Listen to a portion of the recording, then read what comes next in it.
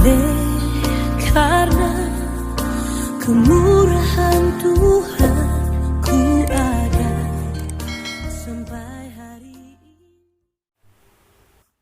Dalam nama Bapa dan Putra dan Roh Kudus. Amin. Shalom Aleichem. Berjumpa lagi dengan saya saudara-saudara pada hari ini tanggal 19 November 2020. Dia menangis karena dosa kita. Bacaan liturgi hari ini diambil dari kitab Wahyu bab 5 ayat 1 sampai dengan 10 dan Injil Lukas 16 ayat 41 sampai 44. Saudara-saudaraku yang terkasih di dalam kasih Kristus. Sebagai manusia menangis itu lumrah saudara. Sudah biasa. Nah bagaimana kalau Tuhan Yesus yang menangis mengeluarkan air mata? Pernahkah dia sebagai manusia yang juga Tuhan menangis meneteskan air mata seperti kita saudara?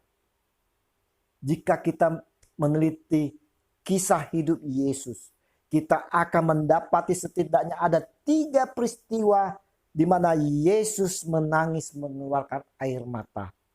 Pertama saudara-saudara, tentu saja ketika dia dilahirkan sebagai bayi manusia. Demi menjadi manusia yang sama seperti kita.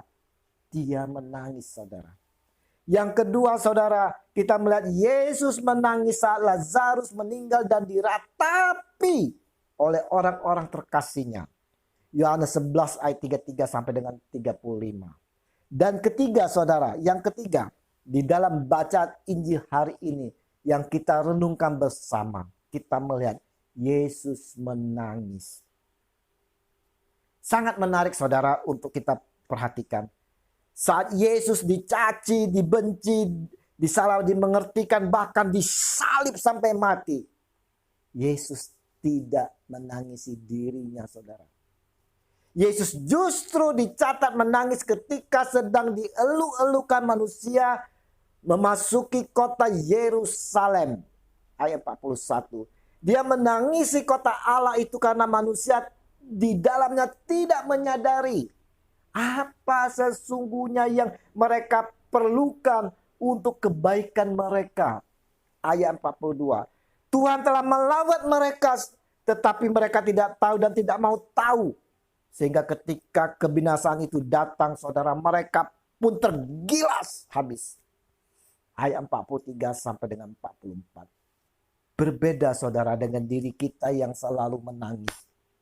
Pertanyaannya saudara, kapan saja kita menangis?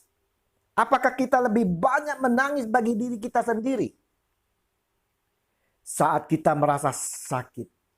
Baik sakit fisik atau kita disakiti, dicaci, dihina, ditindas. Kita menangis saat kehilangan, dirugikan dan lain sebagainya saudara. Namun Yesus saudara saat ini saudara, dia menangis bukan karena penderitaannya saudara. Karena dia melihat kita berdosa saudara. Kita jatuh dalam dosa. Terpisah jauh dari Bapa yang sangat mengasihi kita. Kita tidak juga mengerti bahwa jalan untuk kembali kepada Bapa dan kemuliaannya. Yang sudah dijembatani oleh Yesus Kristus sendiri. Tuhan kita Yesus Kristus yang telah menyembatani kita semua. Namun kita masih tak mengerti dan semakin larut di dalam dosa. Kita kehilangan bahkan tersesat saudara. Hari ini saudara, Dia yang adalah Tuhan kita Yesus Kristus memandang sambil menangis setiap kita secara pribadi dan pas pribadi saudara yang telah jatuh di dalam dosa, yang lupa akan kasih-Nya yang telah menjembatani kita dengan penyalipannya itu. Hari ini saudara, hari ini Yesus memandang kita satu persatu, menatap kita sampai ke lambung hati kita yang terdalam dengan penuh belas kasih-Nya saudara. Maukah kita saudara menatapnya dengan penuh penyesalan saudara? Maukah kita menghampiri Dia dengan penuh kerinduan dan penuh sesal saudara? Maukah kita saudara memeluk salib suci itu yang telah dikorbankannya bagi kita yang berdosa ini. Apakah hati kita juga menangis, saudara, melihat jiwa-jiwa yang sesat di luar sana? Maukah kita terus mendoakan, memperhatikan, dan menyampaikan berita keselamatannya bagi mereka semua, saudara, agar mereka yang di luar sana tidak menangis selamanya dalam kebinasaan yang kekal. Yesus, saudara, merindukan setiap dari kita. Ada kerinduan untuk mengenal dan meraih penebusan itu, saudara.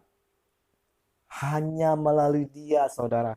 Hanya melalui Dialah, lewat salib suci, kita diselamatkan, saudara. Dan kita diperdamaikan kembali dengan Allah, saudara.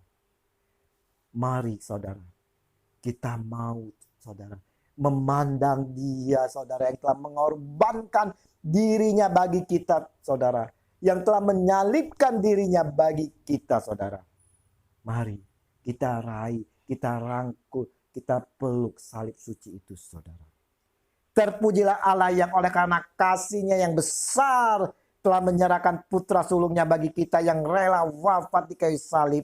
Dan berkat bimbingan dan pimpinan Roh Kudus, kita dimampukan untuk mendekati Yesus Tuhan Sang Penyelamat kita. Amin. Dalam nama Bapa dan Putra dan Roh Kudus. Amin. Shalom.